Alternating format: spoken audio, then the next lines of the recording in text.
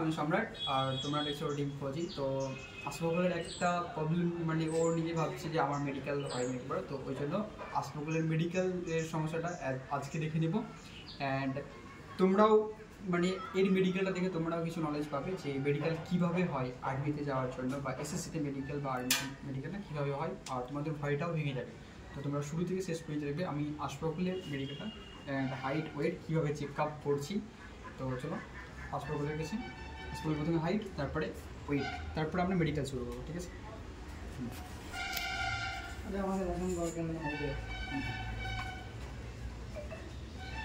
তো প্রথমে তো হাইটটাকে ভালো করে এভাবে নিতে হবে, অ্যান্ড এইভাবে নিচেটা একটু উপরে নিতে হবে, যেহেতু যদি হাইট কারো কম থাকে তো অবভিয়াসলি কিছু সেন্টিমিটার বেড়ে যাবে। আসফাকুলের হাইট 169+, ঠিক আছে? তো আর্মির জন্য এলিজিবল। অ্যান্ড ওয়েট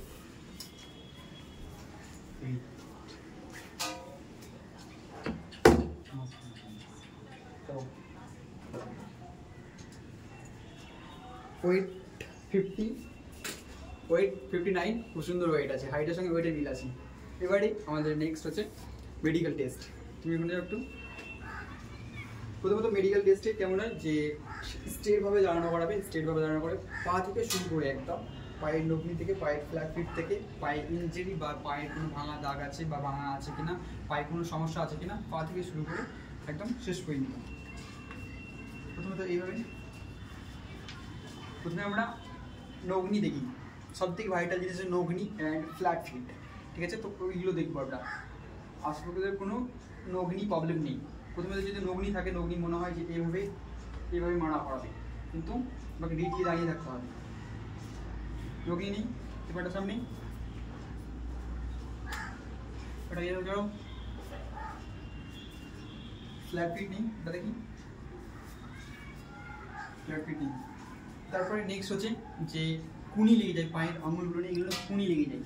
তো আর্মিগুলো কী করে, আর্মি মেডিকেল স্যারগুলো কী করে যে এইভাবে পা দিয়ে এরকম করে চিপবে বা এরকম করে দাগ দেবে, ঠিক আছে? কিন্তু যদি কষ্ট হয় বা আ উ করে দেয়, তো এর মধ্যে যদি ওরা বুঝতে পারবে যে নগ্নি আছে বা কুনি আছে, এখানে কুনি লাগা আছে, তো ওরা কিছু রিমেডিকেল দেবে। তো অবশ্যই তোমরা এইগুলোই পায়ের এই নখগুলো পরিষ্কার করে নিবে, পরিষ্কার পরিচ্ছন্ন করবে মেডিকেল যাওয়ার আগে। নেক্সট হচ্ছে যে হাঁটুর কোনো চোট বা কোনো লিগামেন্ট কোনো কিছু কাটাকাটি নেই তো? এবার হচ্ছে নেক্সট হাত। আমরা হাত দেখে নিই, হাত দুটো এইভাবে স্ট্রেটভাবে রাখবে, স্ট্রেটভাবে রাখবে, আর হাতগুলো কাঁপাবে না। কাঁপালে ওরা বলবে কিছু একটা রোগ আছে ওর মধ্যে, বা নার্ভাস ফিল হবে না। একদম মেডিকেল নর্মাল ব্যাপার, একদম নার্ভাস ফিল হবে না।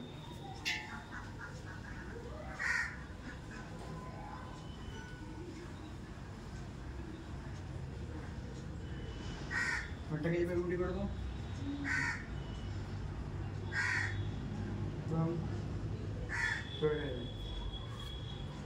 ওরা কিন্তু এইভাবে একবার করে মারবে, দেখবে ওরা কোনো ট্যাড়া আছে কিনা।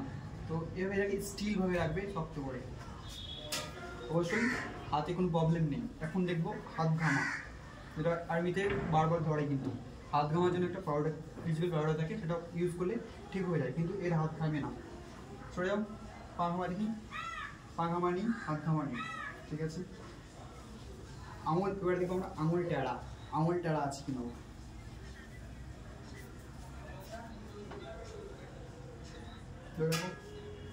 এরকম করো,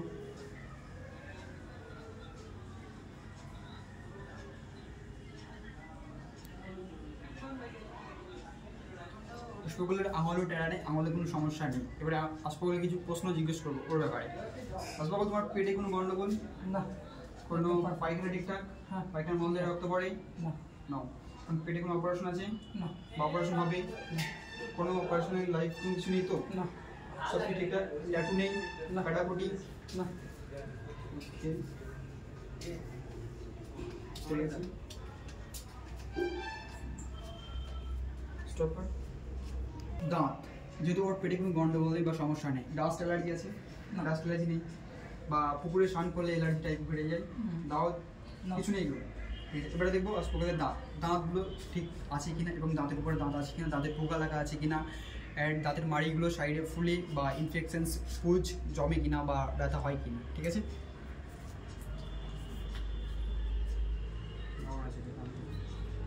করো, 4টা আঙুল এভাবে না, মুখে করো, বার করো, জিভটা দেখি, জিভটা উল্টাও, করো, ঠিক আছে। দাঁতের মাড়ি ফুলে না, দাঁতের পুজ হয় না, পুজ হয় না, ঠিক আছে। ঠান্ডা আইসক্রিম বা ঠান্ডা পানি তো দাঁতগুলো দিন করে ব্যথা করে না, ব্যথা করে। এবারে দেখো নাক, নাকের যে সিট দ্বারা যে নাকের হাড় থাকে, ওই হাড়টা কিন্তু টেরা থাকে অনেক জনের, নিঃশ্বাস নিতে প্রবলেম হয়। তো এই নাকটাও খুবই ইম্পর্টেন্ট, নাকের সিট দ্বারা হাড়টা দেখবো।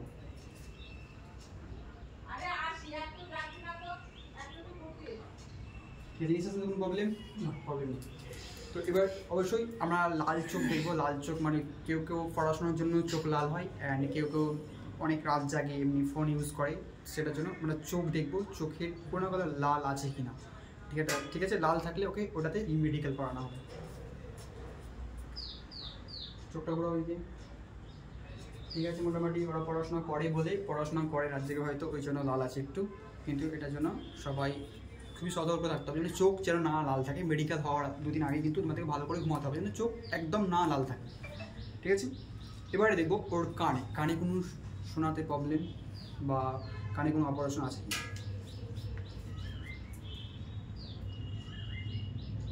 কানে ঠিকঠাক শুনতে পাও? হ্যাঁ,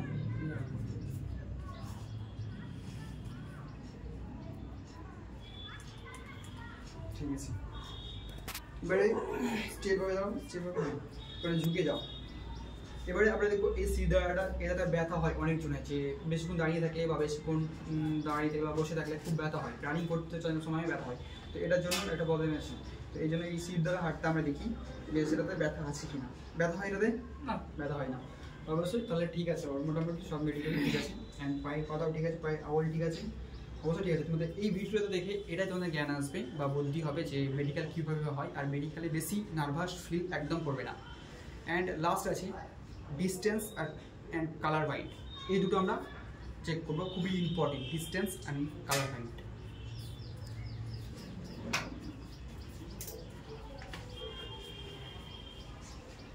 এটা যে দিয়ে যাবে সেদিকে চোখ যাবে, মাথা যাবে না, ঠিক আছে।